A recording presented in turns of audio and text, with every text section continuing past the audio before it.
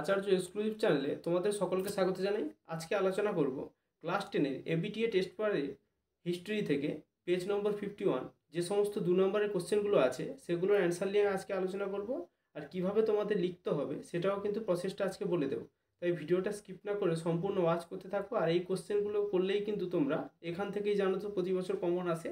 আগে গত বছরও আমি কিন্তু এবিটিএর সলিউশনগুলো করেছি। তাই এবছরও 2 নম্বরে যে সমস্ত কোশ্চেনগুলো আছে সেগুলো নিয়ে আলোচনা করব। শুধু ইতিহাস নয়, জিওগ্রাফি পাবে তোমরা, লাইফ সায়েন্স পাবে, এই 3টে সাবজেক্ট কিন্তু আমি করিয়ে দেব। চলো শুরু করা যাক। 1 নম্বর কোশ্চেন বলছে আঞ্চলিক ইতিহাস চর্চা গুরুত্বপূর্ণ কেন? আঞ্চলিক ইতিহাস চর্চা কিন্তু বিভিন্ন ক্ষেত্রে গুরুত্বপূর্ণ, তার কারণটা আমরা জেনে নেব। বর্তমানে ইতিহাস চর্চার ক্ষেত্রে কোনো একটি বিশেষ স্থানের ইতিহাস ও আধুনিক চর্চার বিষয় হয়ে উঠেছে। ভৌগোলিকভাবে স্থানীয় প্রেক্ষিতে স্থানীয় সম্প্রদায়, বিষয় বা ব্যক্তিকে কেন্দ্র করে যে ইতিহাস গড়ে ওঠে তাকে বলা হয় আঞ্চলিক ইতিহাস। শুধু এইটুকু লিখে দিলে কিন্তু তোমরা 2 নম্বর পাবে না। তাই কি করতে হবে, এর কিছু বৈশিষ্ট্য দিতে হবে। এই আঞ্চলিক ইতিহাস চর্চার কয়েকটি গুরুত্ব আছে। কি গুরুত্ব? 1 নম্বর, আঞ্চলিক ইতিহাসে কোনো নির্দিষ্ট স্থানের অতি ক্ষুদ্র ইতিহাস ও কোনো নির্দিষ্ট পরিবারের সম্পর্কে সঠিক ধারণা দিতে পারে। দ্বিতীয়ত কি না, আঞ্চলিক ইতিহাসের সঙ্গে সংযোগ রয়েছে ইতিহাসের নানা ঐতিহ্য, অর্থনীতি ও সমাজবিজ্ঞানের বিভিন্ন বিষয়। এগুলো কিন্তু ইতিহাসের সঙ্গে জড়িত আছে। 2 নম্বর কোশ্চেন কি বলছে, খুবই গুরুত্বপূর্ণ কোশ্চেন এই কোশ্চেনটা। ফটোগ্রাফি কিভাবে আধুনিক ইতিহাস চর্চার উপাদান হয়ে উঠেছে? অ্যান্সারটা দেখো, ফটোগ্রাফিগুলি ভারতের আধুনিক ইতিহাস চর্চার গুরুত্বপূর্ণ উপাদান। কারণ কি না, প্রথমত আধুনিক ভারতের ইতিহাসে 1850-এর দশক থেকে ভারতের বিদ্রোহ, রাজনৈতিক ব্যক্তিত্ব, আর্থ সামাজিক ক্ষেত্র সহ সাংস্কৃতিক ক্ষেত্রের বিভিন্ন দিককে ফটোগ্রাফির মাধ্যমে ধরে রাখা শুরু হয়। দ্বিতীয়ত কি না, আবার 20 শতকে মহাত্মা গান্ধী, সুভাষচন্দ্র বসুর আন্দোলন সহ ভারতের স্বাধীনতা সংগ্রামের বিভিন্ন এবং দেশভাগের যন্ত্রণা মুহূর্তকেও ফটোগ্রাফির মাধ্যমে কিন্তু ধরে রাখা হয়েছে। তৃতীয়ত কি না, ফটোগ্রাফিগুলিতে ব্যক্তিদের পোশাক, দাঁড়ানোর ভঙ্গি, মনোভাব বিশ্লেষণ করে ব্যক্তি ও ব্যক্তিবর্গের সামাজিক ও সাংস্কৃতিক অবস্থান কিন্তু জানা যায়। 3 নম্বর কোশ্চেনটা পরের ভিডিওতে দিয়ে দেবো। কি বলছে, হাজী মোহাম্মদ মহসিন স্মরণীয় কেন? এটা তোমরা পরের ভিডিওতে যখন সলিউশন দেবো ইতিহাসে তখন কিন্তু তোমরা পেয়ে যাবে। 4 নম্বর কোশ্চেন বলছে 3 আইন কি?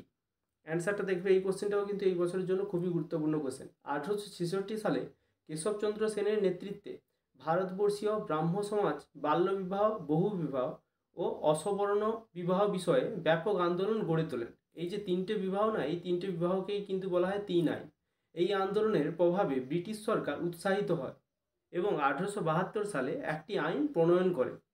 এই আইনের ফলে বাল্যবিবাহ ও বহুবিবাহ প্রথা নিষিদ্ধ এবং অসবর্ণ বিবাহ বৈধ বলে ঘোষণা করা হয়। বিবাহ সংক্রান্ত এই 3টি বিষয়কে কেন্দ্র করে তৈরি এই আইন ইতিহাসে 3 আইন নামে কিন্তু পরিচিত। 5 নম্বর কোশ্চেন কি বলছে, ফরাজি আন্দোলন কি নিছক ধর্মীয় আন্দোলন ছিল? এটাও খুবই গুরুত্বপূর্ণ কোশ্চেন। দেখো অ্যান্সারটা, ফরাজি শব্দের অর্থ হলো ইসলাম নির্ধারিত বাধ্যতামূলক কর্তব্য। মূলত একেশ্বরবাদ, সামাজিক সাম্য সহ কোরআনের নির্দেশ যথাযথভাবে পালন করার জন্য 1820 সালে মৌলভী হাজী শরীয়তুল্লাহ যে সংস্কার আন্দোলন গড়ে তোলেন তা ফরাজি আন্দোলন নামে কিন্তু পরিচিত।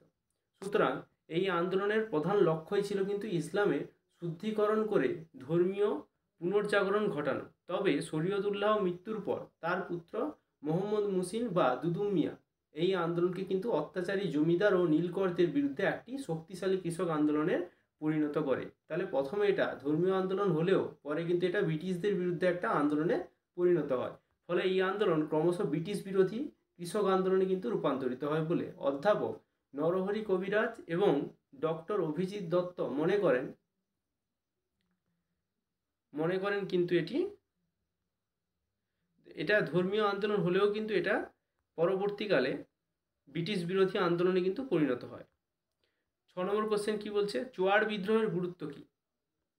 না, 18 শতকের দ্বিতীয়ার্ধে অধুনা পশ্চিমবঙ্গের পশ্চিমাঞ্চলের চুয়াড় জনজাতির মানুষেরা ইংরেজদের অত্যাচারের বিরুদ্ধে যে বিদ্রোহ শুরু করে তা চোয়াড় বিদ্রোহ নামে কিন্তু পরিচিত। চোয়াড় বিদ্রোহের গুরুত্ব কি আছে না, 1800 সালের জানুয়ারি মাসে গভর্নর জেনারেল লর্ড ওয়েলেসলি অনেক চেষ্টায় এই বিদ্রোহ ব্যর্থ হলেও এর গুরুত্ব অনস্বীকার্য।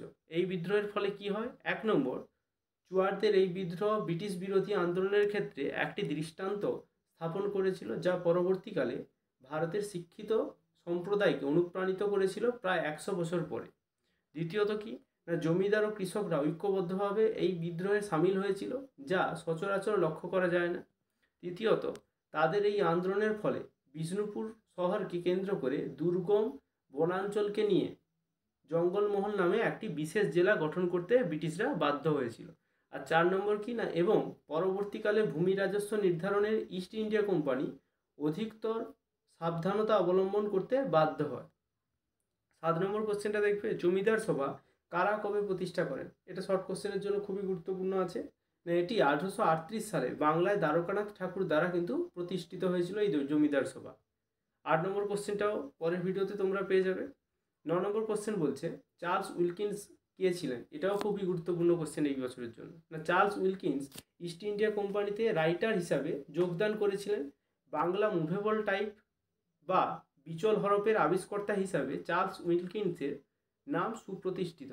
চার্লস উইলকিন্সকে বাংলা মুদ্রণ শিল্পের কিন্তু জনক বলা হয়। এই কোশ্চেনটা শর্ট কোশ্চেন হিসাবেও কিন্তু আসতে পারে, বাংলা মুদ্রণ শিল্পের জনক কাকে বলা হয়, তাই দেখে রাখবে এই কোশ্চেনটা। জাতীয় শিক্ষা পরিষদ গঠনের উদ্দেশ্য কী ছিল? এই কোশ্চেনটা আগের বছর, গত বছর কিন্তু খুবই ইম্পর্টেন্ট ছিল, কিন্তু গত বছর আসেনি।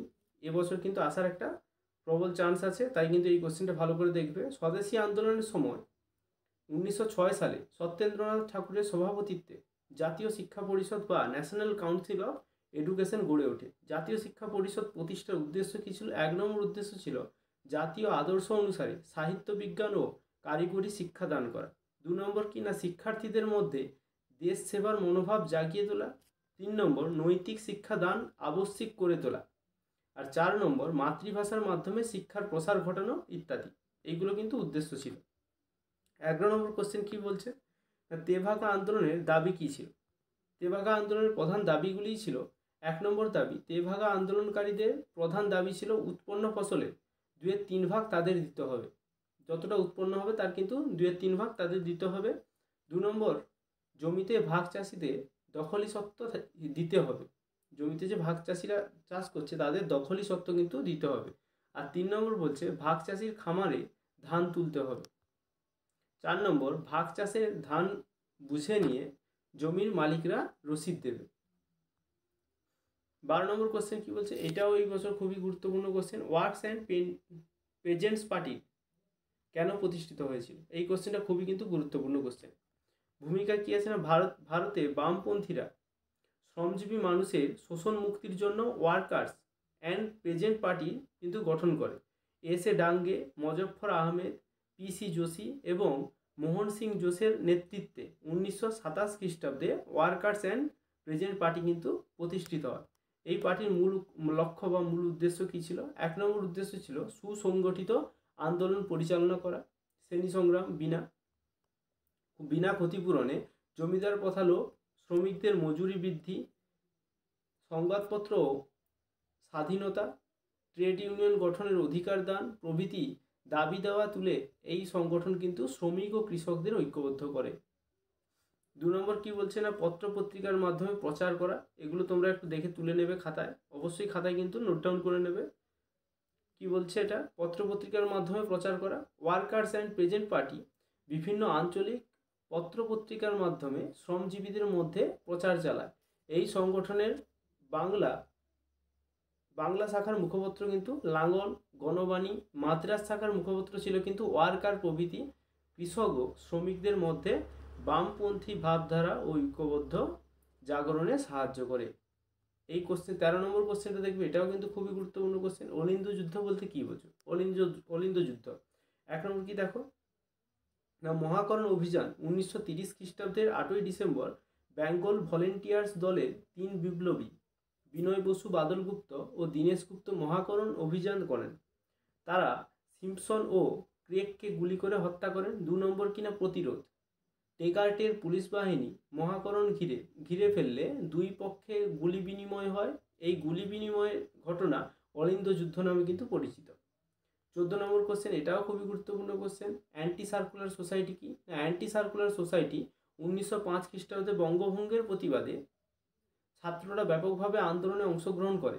ব্রিটিশ সরকার ছাত্রদের আন্দোলন থেকে দূরে রাখার জন্য কিন্তু ছাত্র বিরোধী Carlyle circular, Lyon circular, Pedler circular জারি করে এবং আন্দোলনে যোগদানকারী ছাত্রদের স্কুল কলেজ থেকে বহিষ্কার করে। সরকারের বিভিন্ন সার্কুলারের প্রতিবাদে 1905 খ্রিস্টাব্দের 4 নভেম্বর ছাত্রনেতা শচীন্দ্র প্রসাদ বসু অ্যান্টি সার্কুলার সোসাইটি কিন্তু প্রতিষ্ঠা করে। 15 নম্বর কোশ্চেন, স্যার সিরিল র্যাডক্লিফ কেন বিখ্যাত ছিলেন? সিরিল র্যাডক্লিফ ছিলেন একজন ব্রিটিশ আইনজীবী এবং আইন লর্ড যিনি ভারত ভাগে তার ভূমিকার জন্য সবচেয়ে বেশি পরিচিত ছিলেন। তিনি ওয়ারউইক বিশ্ববিদ্যালয়ের প্রথম চ্যান্সেলর হিসাবে 1965 থেকে 1977 সাল পর্যন্ত কিন্তু দায়িত্ব পালন করেছেন। 16 নম্বর কোশ্চেন অর্থাৎ শেষ কোশ্চেন কি আছে না, পট্টি শ্রীরামালু কে ছিলেন? এটাও কিন্তু গত বছর আসেনি, এবছর আসার একটা কিন্তু প্রবল দাবি রাখে। অন্ধ্র অঞ্চলে ভাষাভিত্তিক প্রদেশ গঠনের দাবিতে আন্দোলন করে বিখ্যাত হয়েছেন পাত্তি শ্রীরামালু। স্মরণীয় হওয়ার কারণ কি না, 1952 খ্রিস্টাব্দের 19 অক্টোবর তেলেগু ভাষাভাষীদের জন্য স্বতন্ত্র অন্ধ্রপ্রদেশ গঠনের জন্য দাবি তুলে তিনি আমরণ অনশন শুরু করেন।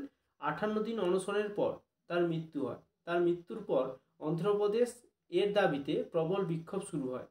এর ফলস্বরূপ ভারত সরকার 18 ডিসেম্বর অন্ধ্রপ্রদেশ নামে রাজ্য গঠনের সিদ্ধান্ত গ্রহণ করে এবং 1953 খ্রিস্টাব্দের 1 অক্টোবর অন্ধ্রপ্রদেশ রাজ্য গঠিত হয়। ভাষাভিত্তিক রাজ্য গঠনের দাবিতে তার এই আন্দোলনের জন্য পাত্তি শ্রীরামালুকে অমরজীবী উপাধি দেওয়া হয়। এই ছিল তোমাদের শেষ কোশ্চেন। পরবর্তী এরকম ধরনের ভিডিওগুলি পেতে অবশ্যই চ্যানেলটিকে সাবস্ক্রাইব করবে আর ভালো করে মন দিয়ে পড়াশোনা করো। দেখতে দেখতে তোমাদের এক্সাম কিন্তু এগিয়ে আসছে।